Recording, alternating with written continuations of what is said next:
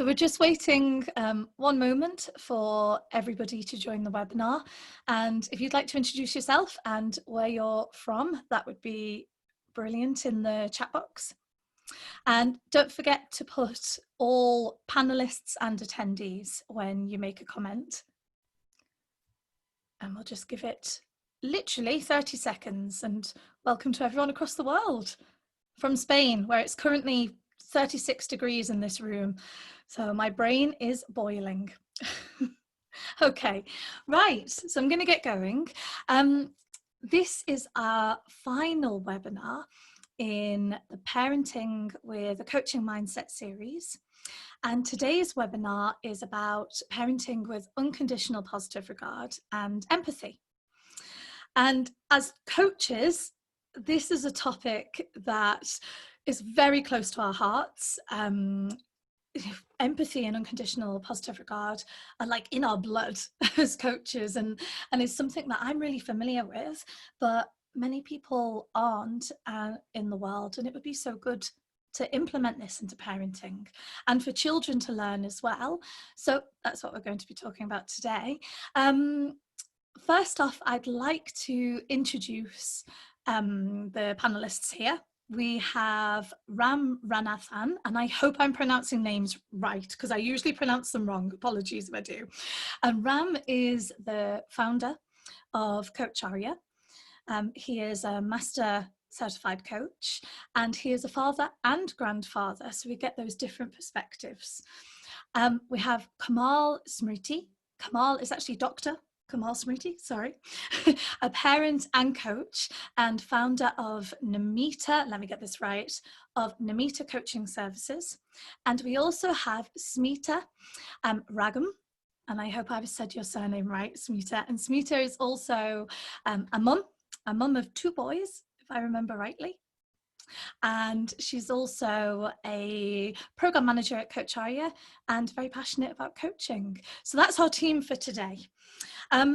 Please, as I said, put any comments, questions, your experiences of parenting with unconditional positive regard and empathy in the chat box. And don't forget to join us as well after this webinar on the Parenting with a Coaching Mindset group on LinkedIn. And feel free to contact us as well. I'm Leah Black. I am currently helping Coach Arya set up a youth program. So if you go onto the Coach Arya website, youth, you'll see all that we're doing. We're going to do a life and leadership course. It's going to be free on demand for young people all across the world, for 15 to 25-year-olds, although you know, it hits any age really. Okay, and here we go. So Ram, if you don't mind joining the webinar now, I would like to ask you, what is unconditional positive regard? Okay, I think the term that we use, at least in the Coach Arya context, and I'm sure there are multiple interpretations of what it is, dictionary meanings, is based on the Carl Rogerian philosophy of client centricity, where he talks about unconditional positive regard as perhaps the most important factor in terms of, at that point in time, he as a psychotherapist, as a psychiatrist, it was primarily with respect to therapists who were working with patients, and where the norm was that the therapists, the doctors knew everything that they had to know about the patient, and it was the people who came to them, they were not treated as customers or clients of value, but they were just about patients. There were some people to be diagnosed, and then some pronouncements to be made, some judgments to be given, and so on and so forth. And he wanted to shift that whole system into something very different. And basically his approach was, which is extremely radical at that time, and it was resisted for a long time by the American Psychotherapist Society, of which he eventually became the president and became the father of counselor movement, and I believe of coaching as well, is that at the heart of it, the person who comes to you for help knows what is right or wrong about that person, and they have the solutions within themselves. And whoever the other intervener is, whether it's a therapist or a counselor or a psychologist or a coach or trainer, they really don't know anything about it. All that they know is certain processes, certain frameworks, and they believe that they have certain knowledge, but they don't have the wisdom of what's really happening in the minds of the client, the patient.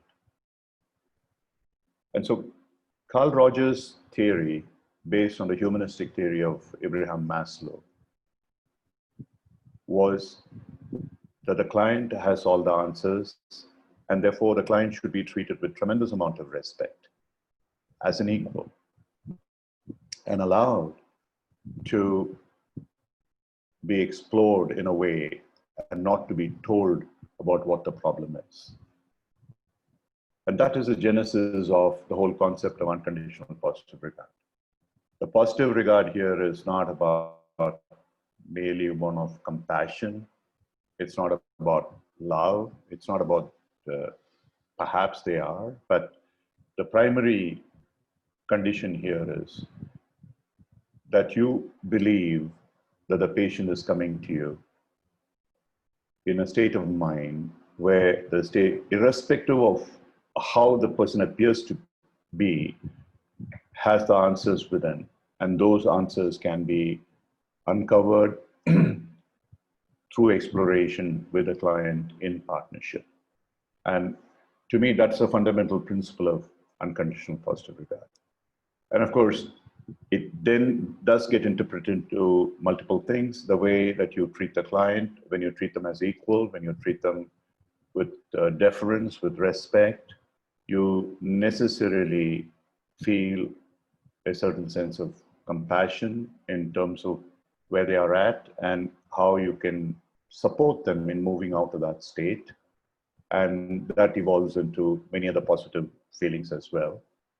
But primarily, the unconditional positive regard is arising out of this simple equation that the therapist or the coach or the counselor, whoever is the intervener in this particular situation, is just equal to the person who's coming for help.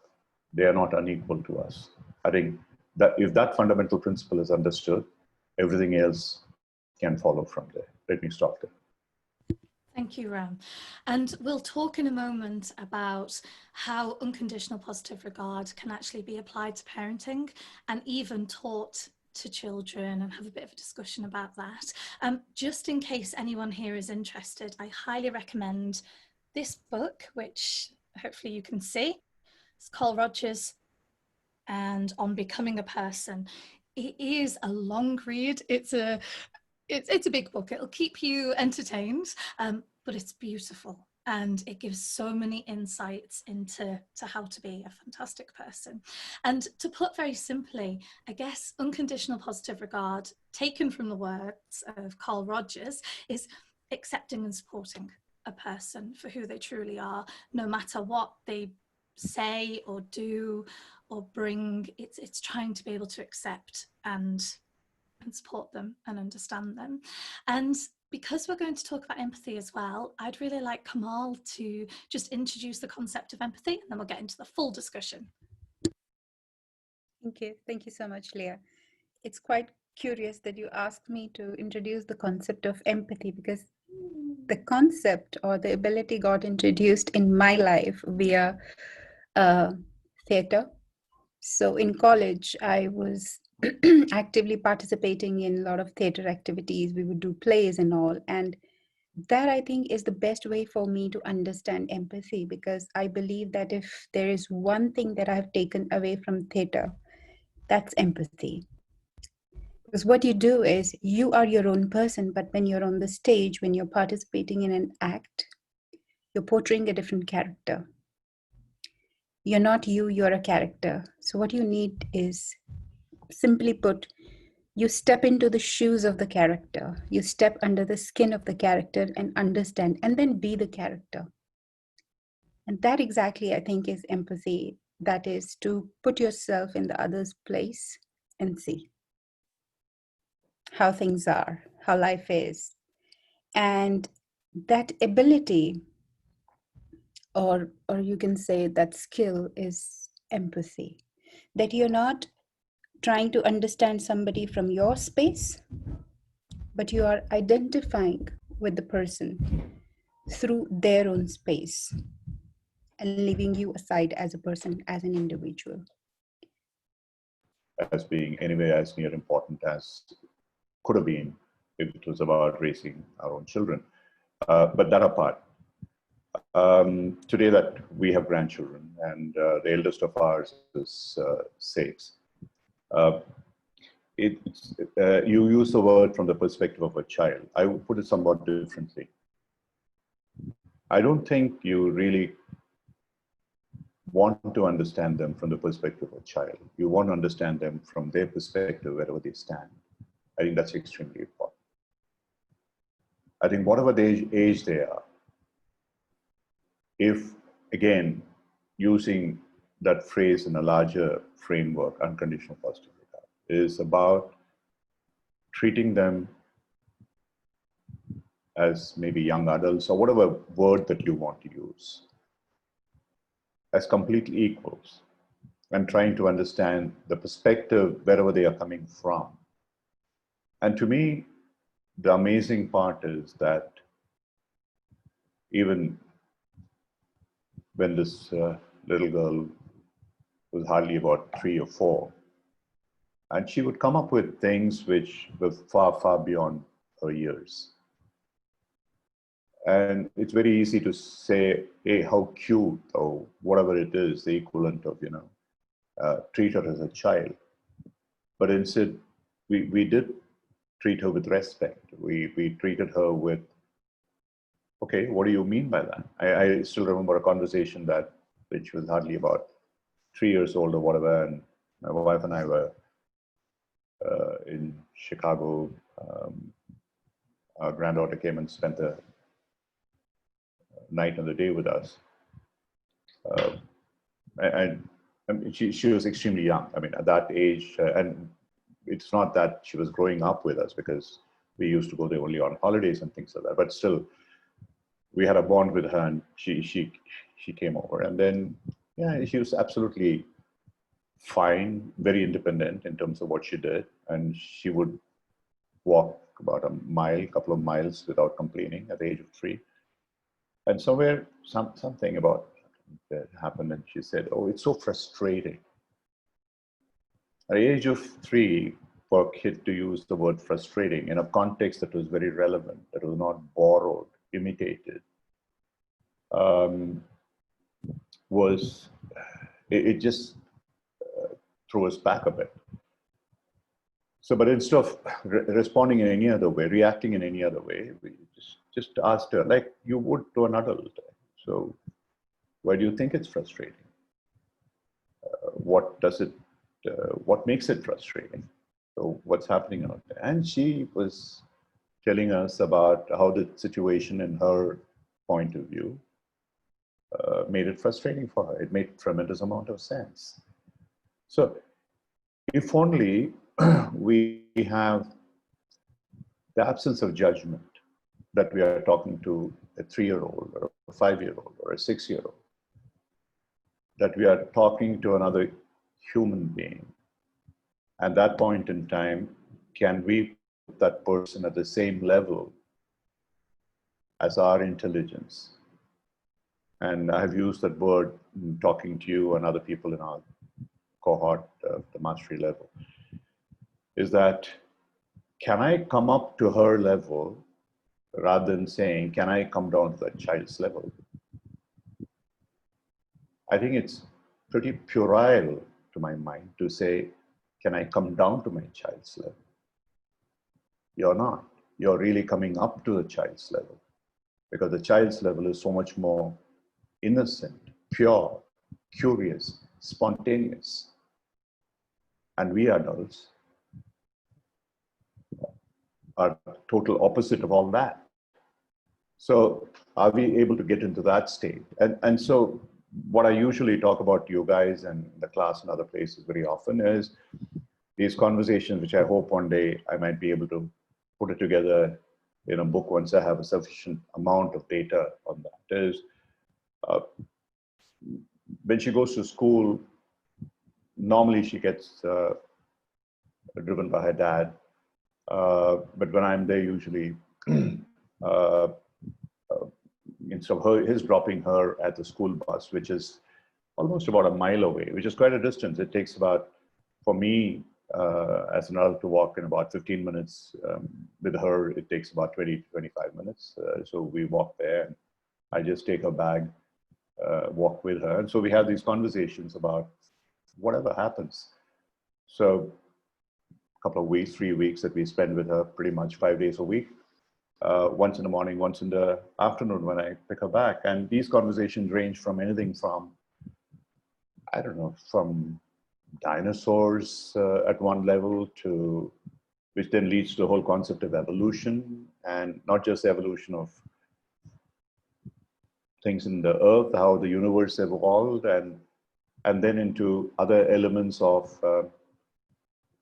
why there is poverty in this world. Why is it that in some places children cannot go to school? What is it that we can do about that? What is it that I can do about it? There's some question that she might ask.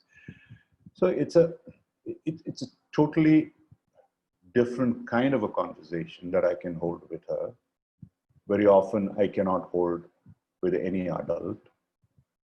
For one thing, for my need to sort of prove a point with an adult, or for the other person to show me that that person knows. Here there is absolutely no pretenses.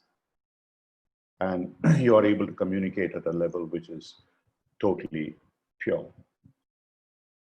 Now, if we are able to do that with one another and learn from the way that we can interact with a child, and then elevate that the way that we can deal with adults, I think this world will be a better place. So yeah, that's my experience as a grandparent, and so to some extent, this I find today, for example, if I were to interact with okay, the 6-year-old is an extreme, right? Or a 3-year-old for that matter. But generally, I find it's far more easier for me to interact with a 15-year-old or an 18-year-old than for many of their parents, and for a 40 or a 50-year-old. They have a generation gap. I don't, honestly. Partly it is learned, partly it's just firm belief in this fact that they truly know something more than I do, and I can learn from them. And if I'm just open, if I'm vulnerable, and I think all things happen. Of course, having said this, because there's a truism that the parents bear the burden, the grandparents don't, and therefore the grandparents can afford to be relaxed. Like our own children have to enforce rules and regulations, how much TV you can watch and what you can eat and so on and so forth. We, when we are there for a short period of time, can afford to sort of take off those boundaries and stuff like that and let the parents suffer later. That's also a possibility. But I think there's a balance that we can reach in terms of what the boundaries are. And I think children accept that. And children, as they grow up, they necessarily appreciate the need for boundaries. Because if you do not have boundaries, they also know that you don't care. You have boundaries because you care. Like in the US, my son especially is pretty paranoid about the safety of those children. Is forever absolutely on guard. And they don't take it negatively, they take it very positively. So when I talk to them, they say, yeah. I mean, Dad is so worried that something might happen to us. So he wants us to be careful. He wants us not to do that, not to do this. We understand why, even if they rebel. So I think it's a matter of really, showing them that respect, treating them as equals. Yeah, thanks. Thank you, Ram.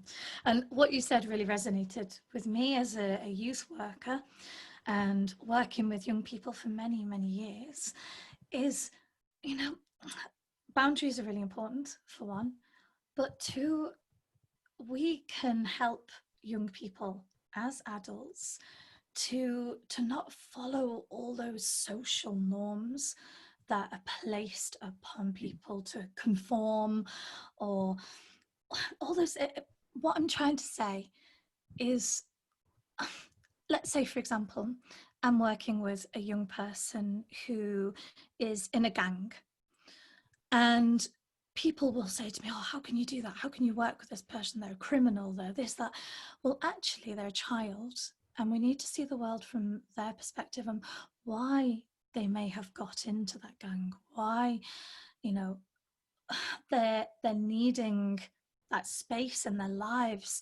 What is it? And try and understand from their perspective. And a lot of people put their opinions on the children and their points of view.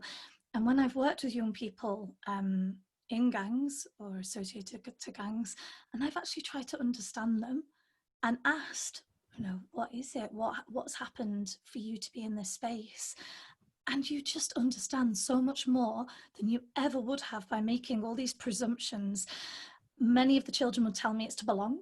You know, I don't have a family, so this is my way of belonging. This is my way of gaining support. Some young people might think it's a way to become famous, and how are we ever going to educate young people or help young people to become amazing adults if we don't understand why they've got into these things? And when I work with young people that have behavioural difficulties, and colleagues or whoever will go, oh, you know, Leah, why is it they behave so well with you?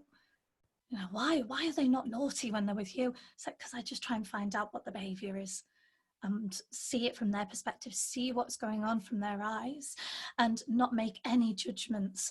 And that is, you know, the start of relationships, that communication, that understanding. And Kamal, I'm wondering, someone's posted a question. Oh, it's disappeared. We've got many questions now. One moment. Before, which said, can you share an example of understanding the person, so maybe the child, the young person, the parent, from his or her space? Yeah, thank you, Leah. I saw that question also. I was just waiting patiently for my turn to answer that. That's incredible. And while Ram was explaining, you know, it was also occurring to me, like when my grandparents would speak to me, that conversation had a very different texture. And when I became a mother myself, you know, I started to understand my parents' perspective quite a lot and started to realize that perhaps because they were pressured with everyday life, you know, decisions or situations, and that's why the conversations with them were not having that sort of a texture that I had with my grandparents. So that helped me realize. Now, coming to the example, it's said that every situation can be explained in at least 3 different stories. You know, there could be more versions, but at least 3 versions of stories are always there. My version, your version, the third person's version, right? And so if we realize, and in coaching, especially in NLP, there is a technique also, which is called as perceptual positioning technique, where you try and understand and explain a situation, putting yourself in 3 different places of perception. Now, I realized about this technique only when I started to, you know, learn about coaching. But what I also realized is that this is something which I was already doing in my life. I just didn't know that there is a term that exists for it. So there are so many different ways in which we be with people, with ourselves. Give an example to Vinita, what's coming to me is something that has happened recently when my teenage daughter had a huge toothache, and you know, she was suffering for many days, and because of the lockdown I couldn't take her to dentist immediately, so we had to wait quite a lot, and she was in so much of pain. So being her mom, what came into me, of course, you know, she was in pain, but I felt, you know, some sort of an anger also rising in me, and I was thinking, like, why doesn't she take care of her teeth so many time and over again when she knows that her teeth are so vulnerable? You know, she should be doing this, or she should be taking care of her. And of course those feelings were there, and I was realizing them. But in that moment, asking that question when she's already in pain and hurt is not the right thing for me to do. That is a conversation I can leave, I can let go, I can leave for some other day. In that moment, understanding that she's already in pain, what is it that she needs from me is the first thing. To realize that, although as a mom, I would have all the past and future coming to me. If she continues to be like this, what will she grow into? And then she will always have troubles. But that's has to go in the background. And that I can understand only if I'm holding that space for her. If I'm also thinking that, there must be something there. There must be some reason why she is not taking care of herself the way she should, you know. So I need to understand it from her perspective. If I want to help her make it better. Because to point a finger on somebody from your own judgment and say that this is not good, I've learned that you can never help anybody or never bring any change for any person. Rather, you'll create huge blockades. But if I have that openness to learn something new about her from her own perspective and hold a space and say that, okay, my agenda is my agenda, but right now I have to understand what is her agenda. Where is she coming from? Why she eventually came to a place where she's in so much pain, and right now what is required. So I just was with her throughout that entire week. Eventually we went to a dentist and then we checked. And then later on, when she was in a state, in a moment where she was comfortable enough that, okay, I've been with her, we've had a different conversation. And understanding what will work for her eventually, helped me be able to help her. If I would have gone with my own thoughts and judgments and oh, this is how I used to do, why doesn't she do? Because she's a different person. Yes, she's my daughter, but she's a person of her own. She has her own mind. She has her own way of comprehending what's her life stage she is in, Maybe she just wants to relax. Maybe she would just want to not take things so seriously in at some point of time. So instead of just thrashing and trying to say that, okay, it's my agenda and my agenda is better than your agenda, no, that doesn't work. Having unconditional positive regard is like trying to understand what is your agenda and helping the person realize whether your agenda is working for you. So I think that's what it is, a mutual exploration and being open to learn something new in the given situation. Yeah.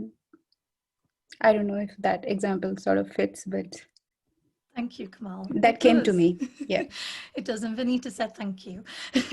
And actually, when you're talking about non-judgment and the person being themselves, I had a conversation last week with Smita.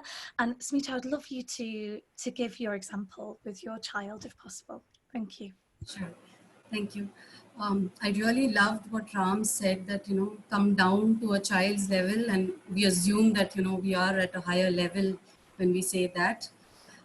So for non-judgment, recently there was an instance where we borrow books from Just Books. That's a library here. And my child was, just saying that I want to start a library of my own. And we were like, and why do you say that? What makes you say that you want to start a library of your own? And he wants to charge money and lend his books.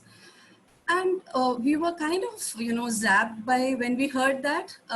But then obviously we wanted to know, and my husband and my son were having a conversation. And while I was just listening, it kind of made me think that, he's coming from somewhere, definitely. So he asked, so my husband asked my 10-year-old son as to, what makes you think that, you want to charge? You can just, maybe exchange books. And and just, get some more books to read that way. He said, no, I see there are two benefits of, charging money. And he said, okay, so what are the benefits? While I was actually just thinking that, he's collecting money to buy a pet. Last year, it was his 10th birthday, December. And he said that, he wants a pet. We could not buy that time. So he said, now this December, I'm definitely going to buy a pet and I'm going to collect money for that. So we thought this, okay, so internally what it was going on with me was that he wants to, with this money, he's actually planning to buy a pet. So when he started talking about the benefits of taking money, he said, okay, so the first is when I am charging money, the person, my friend will take care of the book because he's paying for it. So he'll take care of it. And so what is the next point? He said, Dad is paying so much money, to Just Books to get me books. I'll help him with this money. And this was really, an eye-opener for me, in the sense that if I would have intervened there and just said that, okay, so are you taking to buy a pet? It would actually have just made him not share the benefits that he actually had. I think he has very good plans when he's wanting to take that money from friends. But yes, I think this is one very important thing. Like whenever a child is speaking, I think we just need to listen and not interrupt at all. I think they will definitely come up with something brilliant. This was one classic example for me where I think, just being mom, I kind of let him be what he wants to say. Another important, very important thing which I want to share is, when we label our kids for whatever reason, like again, I want to just share an example, and I hope this will help someone who's listening, right? So again, my elder one, he's quite like we all eat a bit fast, maybe 15-20 minutes each meal. He takes quite a bit some time to finish. And knowingly, unknowingly, maybe we've called him a slow eater sometimes. I don't know. When I think back about it, I don't think so that it is deliberate, but definitely to make him, catch up with all of us, we would have told him something like that. Now, there was one day where one of my friend with her 3-year-old visited, and we all of us just finished in 20 minutes while my elder one was still eating. So my friend just asked me, why are you taking so long? Is it spicy, or, are you not enjoying the food? So he said, no, auntie, actually I'm a slow eater. And that again, made me think so much on the fact that this word it's not his own. We have maybe over the time, just got this on his head. From that time, it was 2 years back, and I just wanted to, change the narrative as to how he looks. He still eats the way he eats. I don't want to say that word again. But now when I in front of anyone, if this happens again, and so what I just say is, he relishes his food. I mean, that's how he is. He enjoys being with his food for some time, and he's relishing. I see that there is an impact which is creating in him. He is definitely taking time. I'm sure with time this will pass through, but I think the narrative which has changed now for him, he's different. Even he's viewing it differently now. So yeah, that is what I wanted to just share, that, parents have to be very careful when, such things happen. We should avoid labeling our kids. We never know. They might believe that is the truth for themselves. And actually they might just believe in what they were, being labeled as. Thank you for sharing, Smita. And I just wonder, are we born with unconditional positive regard and empathy? Or is this something that we learn? And if so, what age? Smita, go for it. So I don't think so. This is related to age at all. Okay, again, I have a very great example to share. So when I am learning and using it for myself, I was also actually just sharing with my kids so that they can have that unconditional positive regard with their friends, with whoever they interact with. So it was just, 2-3 days back that we had the conversation, and we were just going in the car, and it was in Bangalore. It was a jam-packed road, while this person from behind was constantly honking. So my husband got a bit irritated, and he just said, do you want to fly off us and just reach ahead of us? And to this, my 7-year-old, just reacted and said, Dad, you don't know, maybe he has to go to the washroom. And that again, just, so I thought, okay, so this is something which is great happening. It is working out. That means, somewhere they are understanding that, the honking is not just to irritate the people on the road, and maybe there is an emergency, we don't know. So, yeah. Thank you. Thank you. So it's something, maybe we're born with it, but we have to learn, and we have to teach our children more about empathy, talk about it. And for me, the world would be such a different place if we all spoke with children about emotions and feelings. What is a feeling, and try and understand that different range of feelings and where we actually feel that feeling in our bodies. And that way it would really help divide so many issues in the world. Like, for example, we fear what we don't understand. So if we don't learn empathy and unconditional positive regard, and then maybe we go to another country, or we watch something on the news, or we hear about war and we hear about all these bad things, we might make a judgment because we don't understand how other people's lives are. So I think it's something that we really should teach children. They're sponges.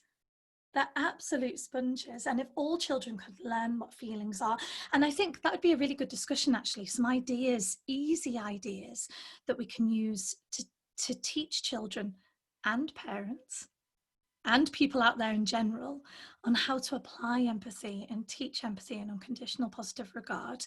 I know, Kamal, when we first started this webinar, you mentioned theatre.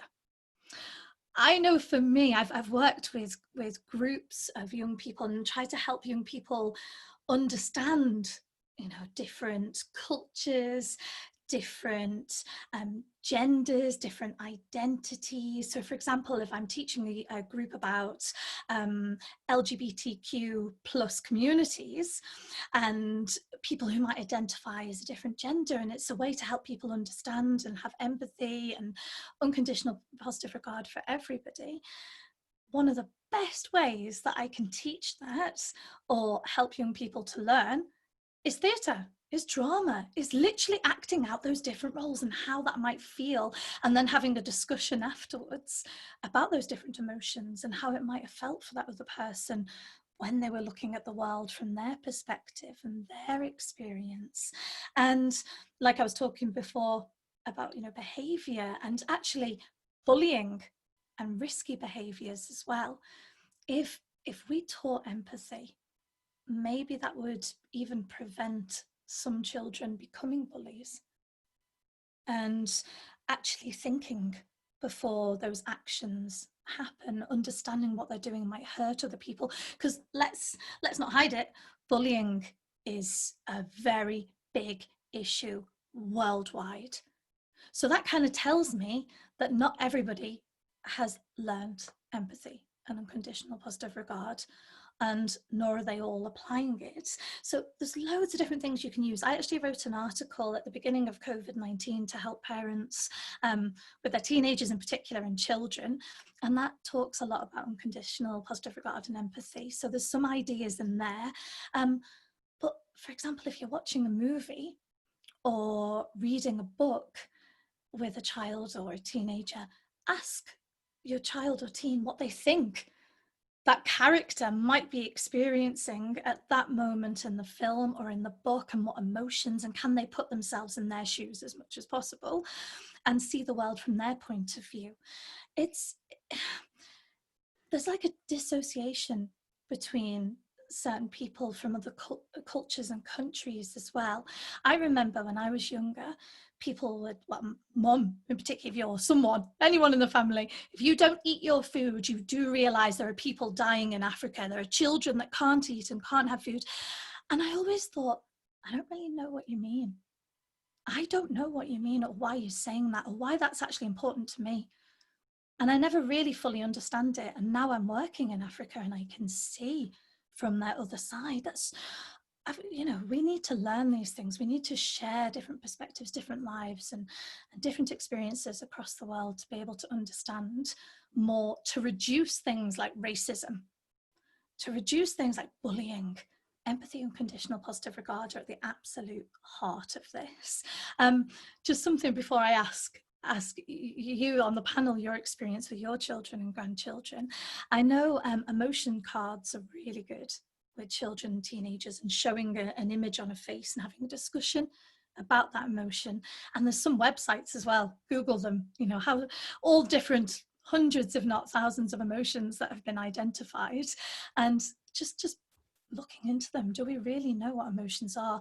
If someone looks sad and grumpy to me, if I'm like this, maybe I'm not sad and grumpy, maybe I'm just really relaxed and concentrated on the webinar. And it's kind of having those conversations. So I would love some examples from the panel, please. Ram first, if possible, an example of teaching unconditional positive regard and empathy to a young person. You're on mute though, Ram. Thanks. I just want to approach it from a slightly different perspective. There was a question from Ravi, how can a parent differentiate UPR versus teaching, telling, guiding the kid, and what you're asking as well. First of all, adding the fundamentals of any child psychology or evolution of a child. Just try to think of how we learn to walk. We didn't have a manual. Nobody taught us how to walk. We walked because we imitated others who walked. And that is how children learn. Why does a Trump become a Trump? Because he came from a Trump. It's as simple an answer. Because you imitate somebody else, you play that role, good or bad, whether it works or not, and you know, all of you know that. If a person grows up, let's say, in a family where one of the parents is an alcoholic, you know that there is a possibility, higher probability of that person turning out to be one, or getting married to a person who is that, or whatever it may be. Similarly, whether it's bullying or it's emotion. So what you're doing primarily is forgetting that child is learning from what people around that child do, and then trying to teach that child to do something very different from what you are actually doing. So you tell that child, don't lie ever, something bad will happen to you, and somebody calls on the phone or something, and you tell the same child or your wife or someone else, another child, tell Papa is not at home, or Mama is not at home. So what are you telling that child? I mean, this happens every day 100 times in most of our lives.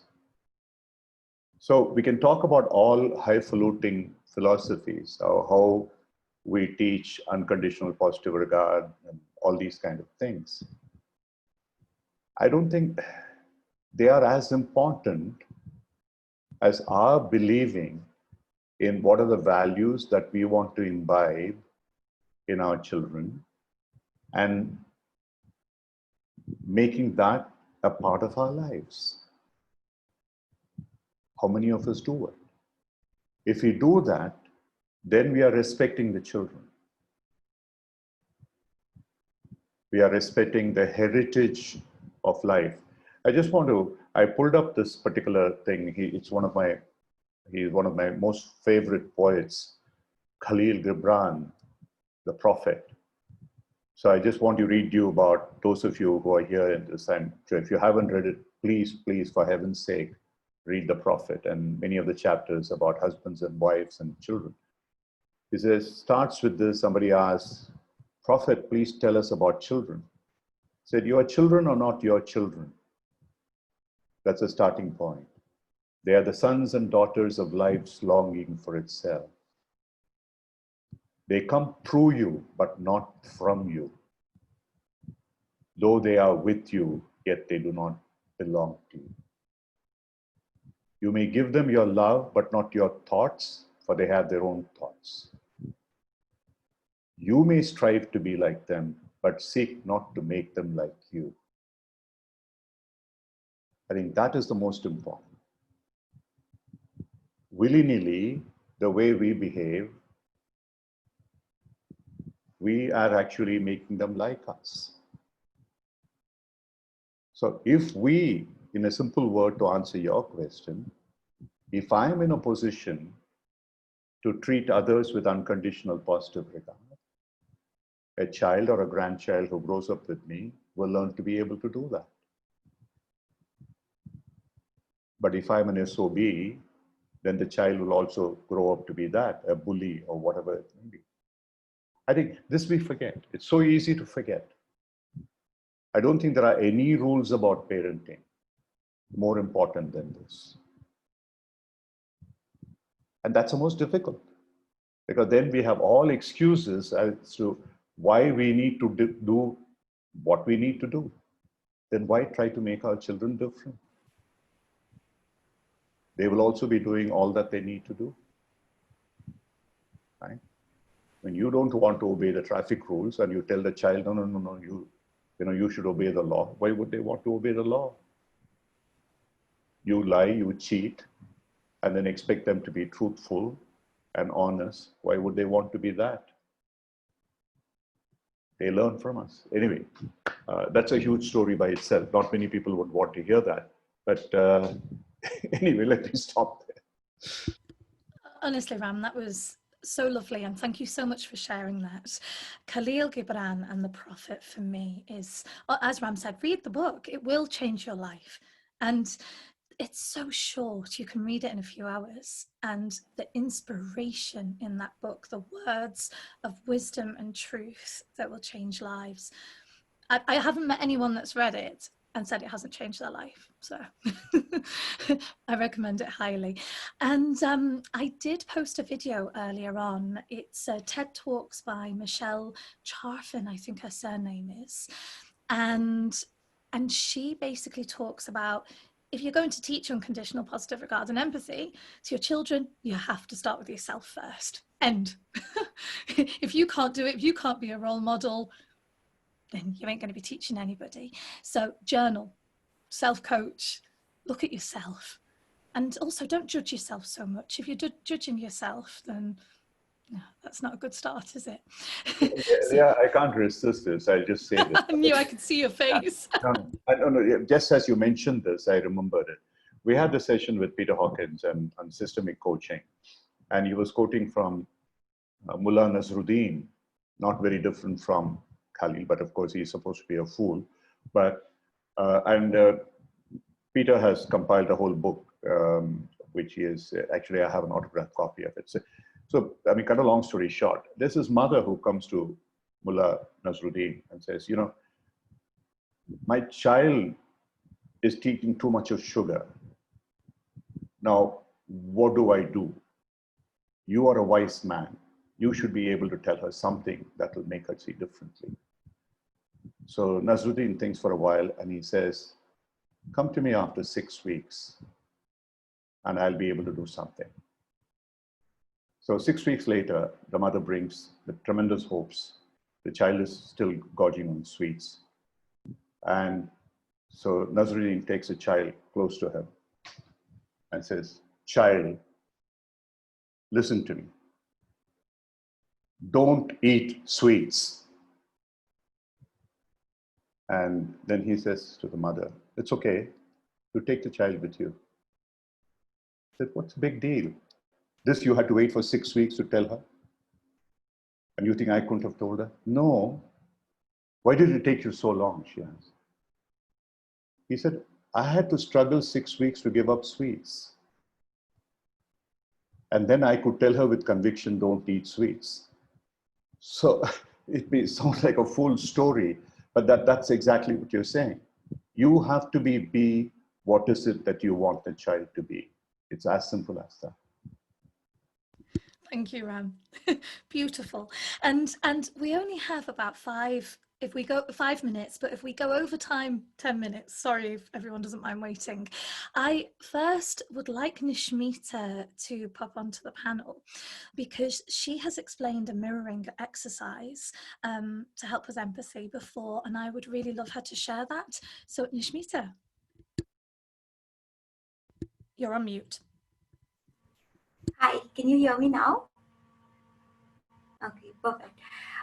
Yeah, so this exercise I actually learned recently when I was doing a theater workshop. I took part in one, and I thought that it was a really, really amazing exercise to teach empathy. So during that time, I was partnered with this man who was about like in his 50s, and the whole exercise is basically, we stand in front of each other and say, I'm the one doing the actions. He has to mirror me. And when he's doing the actions, I had to mirror him. And it should be such that anybody watching should not be able to tell who is the one leading and who's the one following. Where the empathy bit came in was, there was this time when I decided that I'm going to sit down. So I started sitting down and he couldn't sit as easily. And that just took me back for a second. And I was like, oh no, I have to wait and I have to be considerate, to think about the actions that the other person can do and cannot do. And in the same way, if I'm going to try and be too fast, like with my actions, it's going to be too difficult for him to follow. So I think that it's a very fun exercise to do with your children.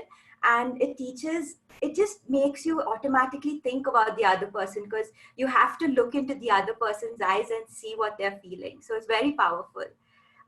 If you don't mind, I'd love to share another one that just came to mind. It's role playing. And actually, Ram, I learned this in your house.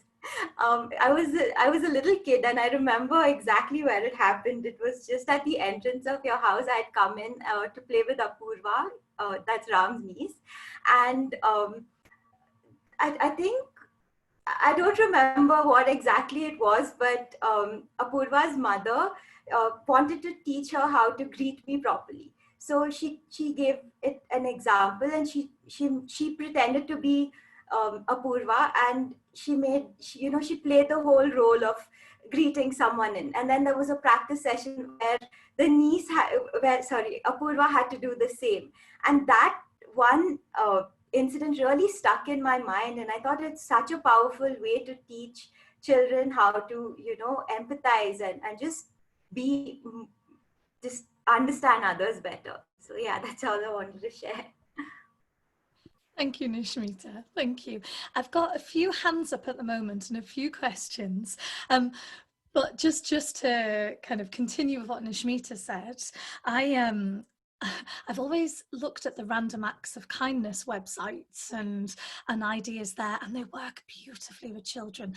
Writing a note to a friend or a family member or a neighbor and just telling them what you're grateful for that they've brought into your life is a fantastic way to show empathy and unconditional positive regard and just compassion in general. And it also helps us as people to grow.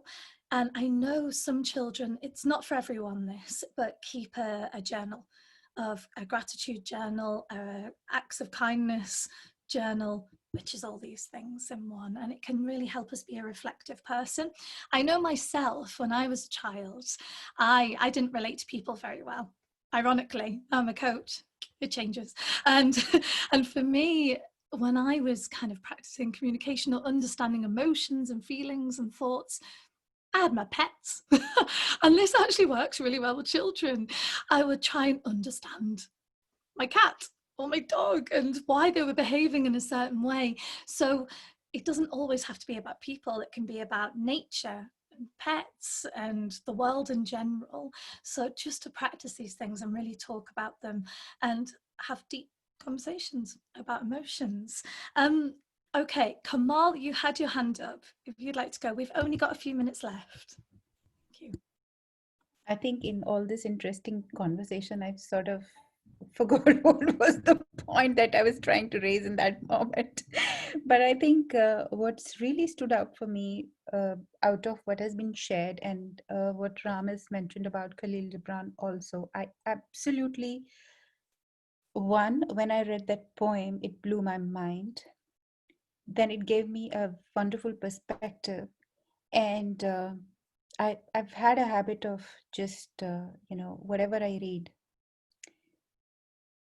I have to practice it. I have to put it in my experience. And so lately I've stopped to read anything because anything new, so to say, because I have so many things that I still have to practice. And how it sort of showed up in my life with my daughter is like once we were having this conversation where she mentioned to me that she just asked me a question. She was just, I think, she was she was 7 or 8 probably at that point of time, and she asked me, Mama, when were you very happy?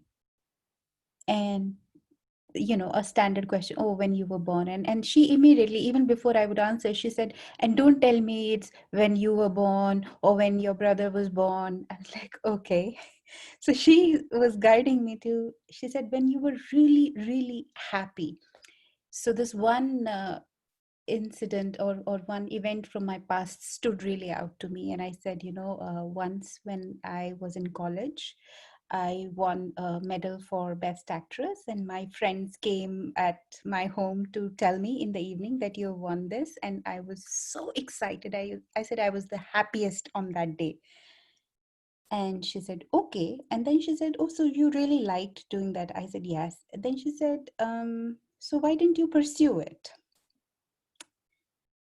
I said, because I thought maybe your Nana, like her grandfather, my father, wouldn't approve of it as a career choice. And she gave me that look and she was like, don't tell me this was the reason. She said, so you didn't do what really made you happy just because you thought that Nana would be like, and I was broken and shattered that day. I was like, here I am, a mother who imagines and who thinks that that her daughter learns to be happy and to follow a path that she feels gives her immense satisfaction. And she is looking at a mom who didn't do it in her own life. I mean, how, what eventually is she going to learn out of it? Because somewhere, children have that kind of a loyalty to their parents that even if intellectually they think that their acts or their decisions were not right, a part of them always, out of loyalty, will say that it's okay. If it comes to that, not pursuing what you really want is okay because your parents also did that. That counter argument sort of stays. And that point sort of made me move and shift my life drastically. And I made a resolution to myself that it can't happen like this. If there is something that I want for my children, I have to first have it in my life, because I can never give that excuse that, oh, I did it for you, I sacrificed for you. No, that's not how it happens. Children, as Smita mentioned, that show, not tell. So you got to start leading your life in a way, the way you want your children to learn, or the things that stand out. And I think that is exactly what Khalil Gibran also mentioned, that you be like them and you don't make them like the way you are. So, and it is difficult as hell. It's so difficult. You have to fight everything that you've come to learn and understand about yourself, everything there where you've invested yourself or your ego in, you have to shatter every block of that, every part of that. But one thing is there for sure: when you allow your children's inherent intelligence or that future that they are holding, or that promise and creativity in them to lead you, to guide you, it's worthwhile. Every pain, every difficulty is so worthwhile. I'm still in the process, still working on it, but it's really amazing journey. Yeah. Thank you, Kamal. That was a lovely ending. And I think, does anyone else on the panel have just one very, very quick final message for any parents out there? And if not, I will round up. No hands are going up, so I think we're rounding up. And I just want to say a very last word.